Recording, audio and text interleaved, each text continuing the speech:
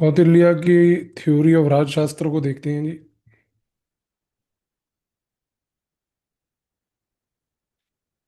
इसको theory of दंड नीति भी बोला जाता है।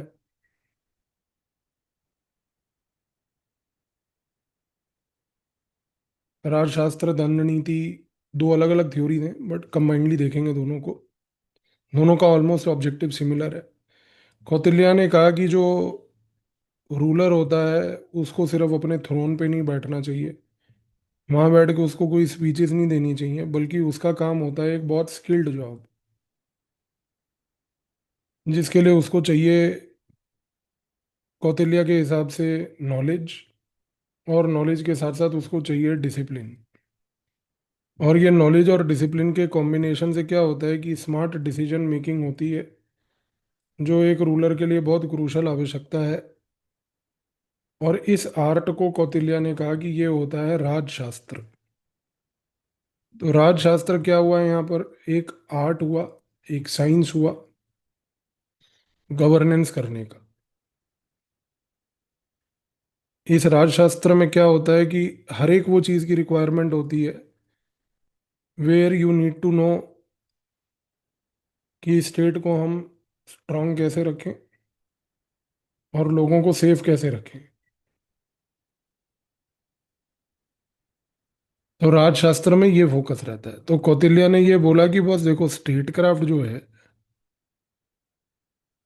उसमें कंट्री को प्रोटेक्ट करना तो इम्पोर्टेंट है ही है, बल्कि इसके साथ साथ फेयर लॉस बनाना भी बहुत क्रूशल है। इसके साथ साथ जो है आपको क्रिमिनल्स को पनिश करना, वो भी बहुत क्रूशल है। ये सब करने के लिए आपको स्पाइस रखने की आवश्यकता है।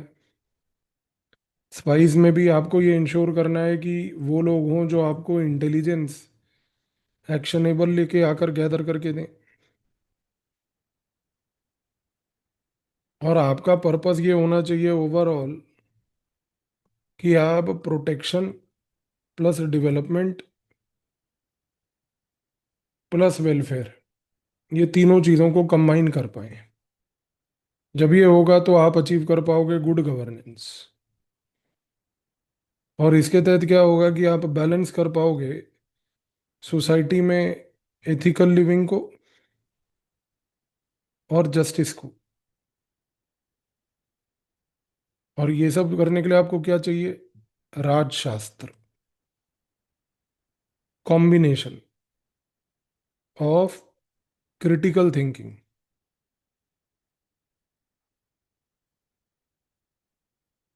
Ethical responsibility, strong institutions. तो जब ये होगा तब जाके आपके पास एक बैलेंस बन पाएगा। राजशास्त्र, ये चीज इंपॉर्टेंट है।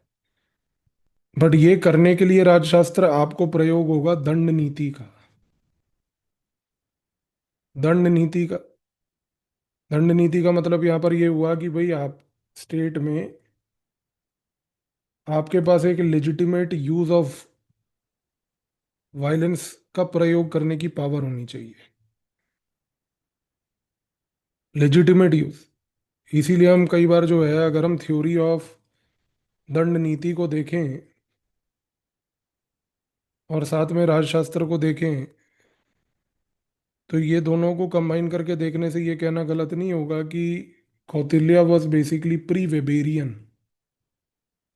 बिकॉज अगर वेबर इस बात के बारे में चर्चा करता था, मैक्स वेबर कहता था कि भाई state is the legitimate authority to use violence, तो ये आइडिया सबसे पहले थ्योरी ऑफ दंड नीति के तहत तो कौटिल्य ने दिया था।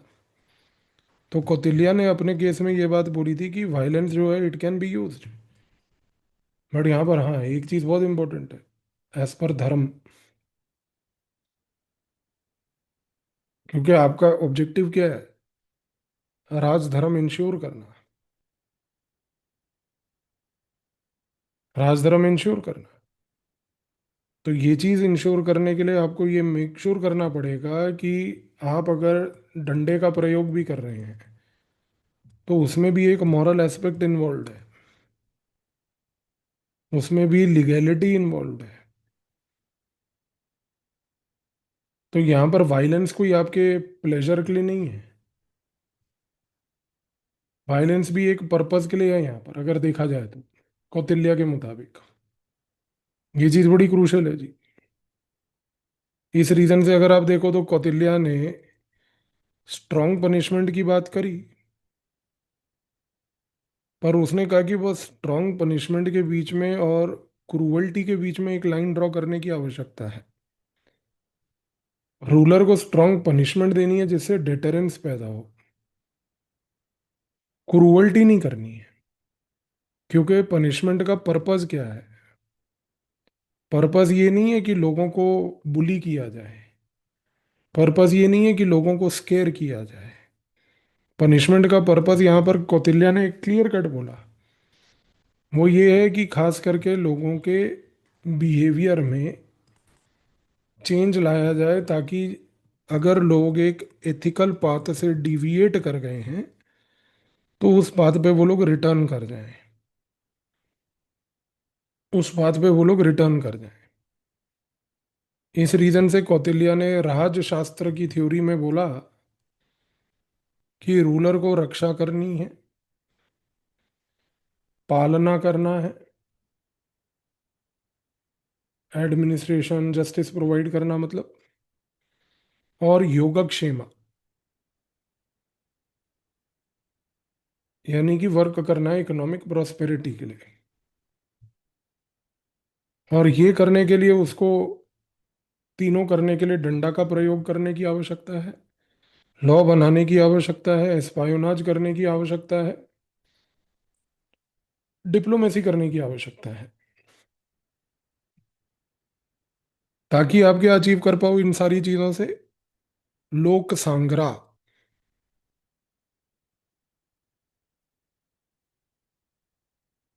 यानी कि protection of the societal order,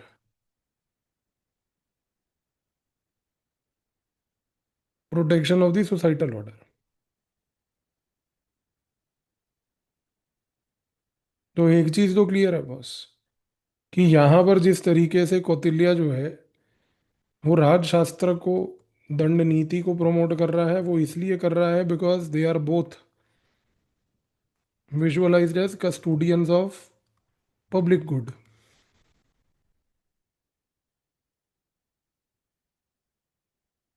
custodians of public good. तो यहाँ पर बी एन पांडे क्या कहते हैं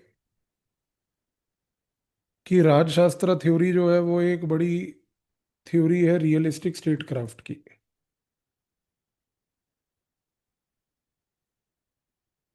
कंगले क्या कहते हैं? वो कहते हैं कि भाई राजशास्त्र जो है वो इंश्योर क्या करता है कि पावर जो है वो सेपरेट हो जाए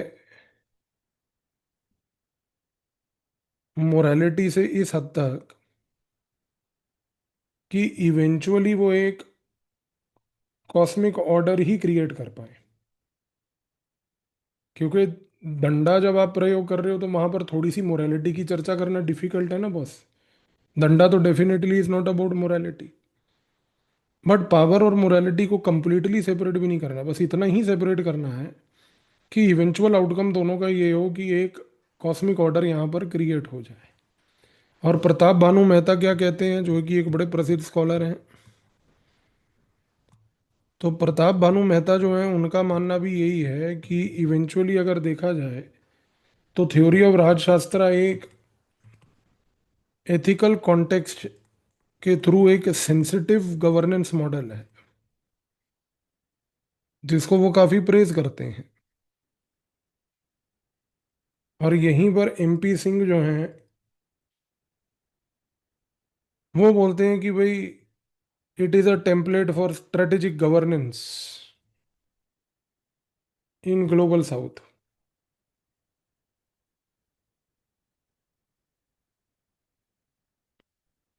तो एक चीज तो सारी चीजों से डिस्कशन से यहाँ पर क्लियर हो जाती है कि जिस तरीके से प्रताप भानु मेहता हो, एमपी सिंह हो, कंगले हो या बी एन पांडे हो, सब लोगों ने ये पॉइंट को जरूर हाईलाइट किया है कि थ्योरी बड़ी इफेक्टिव और पावरफुल है। ठीक है जी।